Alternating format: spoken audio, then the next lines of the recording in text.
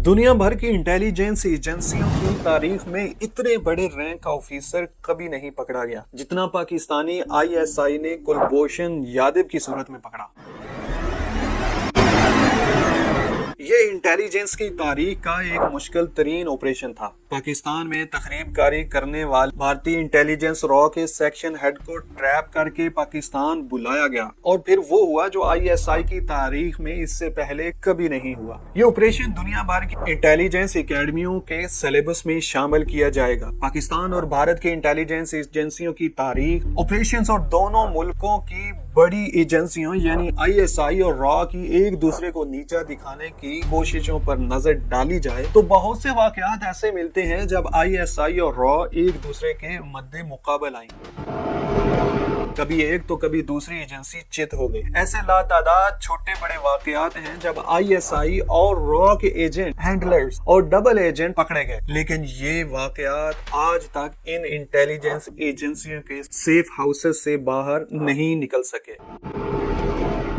पाकिस्तान से रॉ के एक आला ऑफिसर कुलभूषण यादव की गिरफ्तारी और एतराफी जुर्म एक ऐसा वाकया है जिसकी दुनिया भर की इंटेलिजेंस एजेंसियों की तारीख में नजीर नहीं मिलती, क्योंकि इससे पहले जासूसी की दुनिया में इतने बड़े रैंक का ऑफिसर कभी नहीं पकड़ा गया। बिलाशुबा इसका क्रेडिट आईएसआई को ही मिलता है जिसने कुलभूषण यादव को ट्रैप किया और उसे पाकिस्तान बुलाकर गिरफ्तार किया। कुलभूषण यादव रॉ में पाकिस्तान के मामलात का इंचार्ज था और ईरान के शहर चाबहार से पाकिस्तान में तखरीबकारी फैलाते हुए अपने हैंडलर्स को कंट्रोल कर रहा था। कुलभूषण न सिर्फ बलूचिस्तान में होने वाली तखरीबकारी को हवा दे रहा था बल्कि कराची की बदअमनी में भी उसी का था। तकरीबकारी का ये नेटवर्क वो बलोच अलहदगी पसंदों, कराची के कुछ सियासी जमातों के अरकान और जराइम पेशा अफराद की मदद से चला रहा था। दोस्तों, कुलभूषण यादव कौन था और ये कैसे अपने हैंडलर्स के जरिए पाकिस्तान में तकरीबकारी कर रहा था? उसे कैसे ट्रैप करके पाकिस्तान बुलाया गया और फिर ऐसा क्या जाल बुना गया जो वो पाकिस्तान में होने वाली तकरीबकारी का एतराफी जुर्म करने पर मजबूर हो गया? ये बड़ी दिलचस्प कहानी है। कुलभूषण यादव ने 1987 में इंडियन नेशनल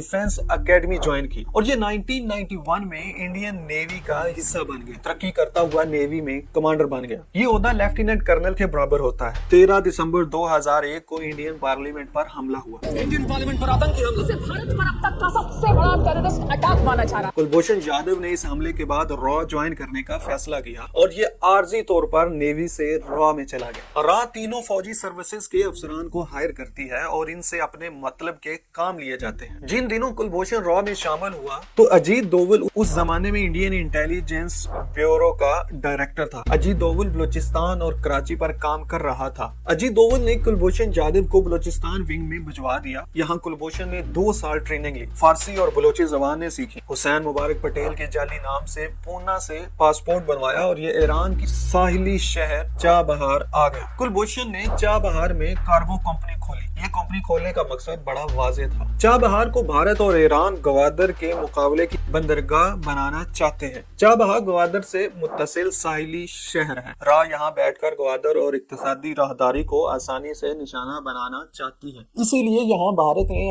अपना इंटेलिजेंस भी कायम कर रखा है। ये दफ्तर भारत ने ईरान की बाकायदा इजाजत से बना रखा है। मकसद सिर्फ इसका ये है कि ईरान की नजरों के सामने तो गवादर की बजाय चाबहार की बंदरगाह को सामने लाया जाए, जबकि पसे पर्दा भारत गवादर और पूरे बलूचिस्तान पर नजर रख सके और यहीं से पूरे पाकिस्तान में तकरीबकारी कर सके। भारत दरअसल कुलभूषण यादव की कार्रवाइयों को ईरान से भी खुफिया रखना चाहता था। कुलभूषण यादव हुसैन मुबारक के नाम से ताजर बनकर ईरान पहुंचा। कुलभूषण 2004 और 5 में कराची भी आया और यहाँ भी उसने अपने राब्ते इस्तवार किए। आहिस्ता आहिस्ता ये तरक्की करता हुआ पाकिस्तान ऑपरेशन का सरबराह बन गया। ये एक बड़ा ओहदा था, बजट की भी कमी नहीं थी। कुलभूषण ने ये रकम बलोच अलहद की पसंदों और कराची में बदअमनी फैलाने वाले ग्रुपों में तकसीम कर दी। कुलभूषण ने यहाँ रहकर तरबियार, मरी, बरहमदाग बुगटी और उजैर बलूच जैसे लोगों से भी राब्ते किए। आईएसआई को इस बारे में मालूमात मिल चुकी थी। कराची में ऑपरेशंस का आगाज हुआ और बलूचिस्तान में अलहदगी पसंदों ने धड़ाधड़ असलहा डालकर पाकिस्तान का साथ देना शुरू किया तो वाकयात की कड़ियां मिलना शुरू हुई। आईएसआई बलूचिस्तान और कराची ऑपरेशंस के दौरान हुसैन मुबारक पटेल तक जा पहुंची। आईएसआई को पता चला कि बलूचिस्तान के अलहदगी पसंदों कराची کے مافیاز یا پھر ملک میں خودکش حملہ آوروں کے ماسٹر مائنڈ، یہ تمام لوگ چاہ بہار سے آپریٹ ہو رہے ہیں. وہیں سے انہیں ہدایات ملتی ہیں اور وہیں سے تمام مٹیریل بھی بھجوایا جاتا ہے. آئی ایس آئی نے اس دوران ایسا جال بنا کہ کلبھوشن کی ہر حرکت سے انہیں آگاہی حاصل ہوتی رہی. کلبھوشن کی بھارتی لوکیشن بھی آئی ایس آئی کے نوٹس میں آتی رہی. اسی طرح یہ شخص آہستہ آہستہ پاکستانی ایجنسیوں کے سامنے کھلتا چلا گیا، یہاں تک کہ جنرل رحیل شریف اور D G I S I general Rizwan نے اسے پکڑنے کا فیصلہ کر لیا. یہ پاکستان کی انٹیلیجنس کی تاریخ کا ایک مشکل ترین آپریشن تھا، کیونکہ کلبھوشن عام جاسوس نہیں تھا. یہ پاکستان کے خلاف تمام بھارتی آپریشنز کا سربراہ تھا. یہ فیلڈ آپریٹر تھا اور دنیا میں آج تک کوئی ملک کسی دوسرے ملک کے اتنے بڑے انٹیلیجنس آفیسر کو نہیں پکڑ سکا. لیکن آئی ایس آئی نے یہ تاریخ بدل دی. آئی ایس آئی نے ایک منصوبہ بنایا اور اپنے لوگوں کو کلبھوشن کے نیٹ ورک میں داخل کر دیا. یہ لوگ بلوچ علیحدگی پسندوں میں بھی داخل ہو گئے اور کراچی کی بدامنی کے ذمہ داروں میں بھی گھل مل گئے. اسی طرح پاکستانی انٹیلیجنس نے کلبھوشن کے مد مقابل ایک نیٹ ورک تشکیل دے دیا. اس نیٹ ورک کے باوجود آئی ایس آئی کو کلبھوشن یادو کو پاکستان لانے میں 1.5 سال لگ گیا. آئی ایس آئی کے لوگ بلوچ علیحدگی پسندوں میں اپنی جگہ بنانے کے بعد آہستہ آہستہ حسین مبارک سے براہ راست رابطے میں آئے اور آخر میں ان لوگوں نے اسے پاکستان کی ایک انتہائی اہم شخصیت کے اغوا اور قتل کا ایک فول پروف منصوبہ پیش کیا. یہ منصوبہ اگر کامیاب ہو جاتا تو پاکستان کی عالمی سطح پر بے حد بدنامی ہوتی. اس منصوبے کو تکمیل تک پہنچانے کے لیے کلبھوشن خود بھی ایکٹیو ہو گئے. اس منصوبے نے دراصل کلبھوشن یادو اور حسین مبارک پٹیل کو پاکستان آنے پر مجبور کر دیا. 3 مارچ 2016 کو کلبھوشن یادو نے ایرانی سرحد کراس کی اور پاکستان آ گیا. یہ بلوچستان کے ضلع خاران کی تحصیل ماشیل آیا اور یہیں اسے گرفتار کرنے کا فیصلہ کیا گیا. کلبھوشن کوئی عام جاسوس نہیں تھا کہ اتنی آسانی سے ہاتھ آ جاتا. گرفتاری کے بعد اس نے ہاتھ پاؤں مارے اور فرار ہونے کے علاوہ اپنی گرفتاری کو غلط فہمی قرار دے کر نکلنے کی کوشش کی. لیکن اسے پکڑنے والے عام لوگ نہیں تھے بلکہ پورے آپریشن کے منظر اور پس منظر سے آگاہ تھے. اسی لیے کلبھوشن کی ایک نہ چلی اور اسے آئی ایس آئی کے خفیہ سیل میں منتقل کر دیا گیا. کلبھوشن کے پاس گرفتاری کے بعد 2 آپشنز تھے. یہ حسین مبارک پٹیل کی شناخت پر ڈٹا رہتا، ٹارچر سہتا اور اس دوران دنیا سے گزر جاتا، یا پھر یہ خود کو فوج کا حاضر سروس آفیسر ڈکلیئر کر کے قانون کے مطابق مراد حاصل کرتا. اس نے اپنی شناخت ظاہر کر دی اور تفتیش کاروں سے تعاون کرنے لگا. کلبھوشن یادو نمبر 4158 جلو.